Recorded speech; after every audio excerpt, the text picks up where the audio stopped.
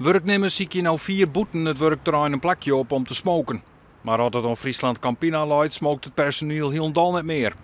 Dat er in en om de productie van zuivel net smookt worden, mooi begrijpen ze. Maar meldingsformulieren om elkaar te verklikken, dat is er 4 bedrog, vinden ze.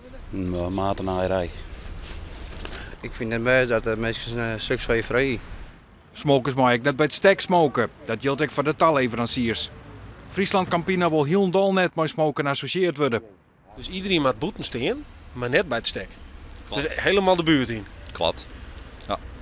Hoe wordt erop reageerd, toch collega's en Jim? Nou, dat is het koffietafelonderwerp natuurlijk. Daar wordt het eigenlijk alleen nog maar over. Nou, ik vind dan eigenlijk ja, zo'n bedrijf een gelegenheid aan om te kunnen roken.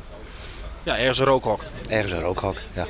Een zwier smokende werknemer had al dien kregen na een melding toch een klokkenlieder. Personeel en vakbonden vinden dit beleid maar niet.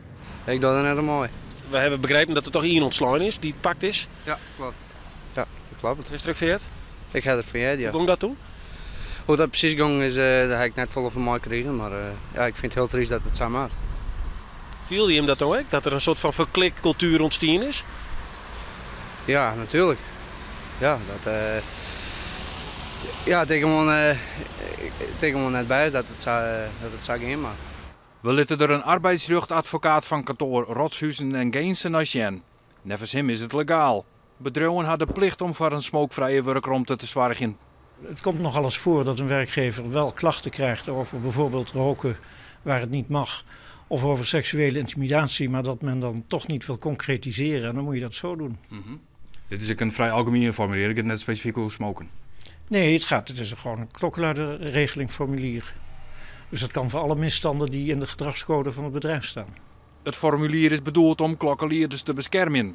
De werknemer die een smoker onjoen had, wat er bij Friesland Campina bot mooi plegen. En die werknemers hebben op zich en rechten dat ze niet gepest worden. Dat staat in het burgerlijk wetboek. En een recht op dat ze een rookvrije ruimte hebben.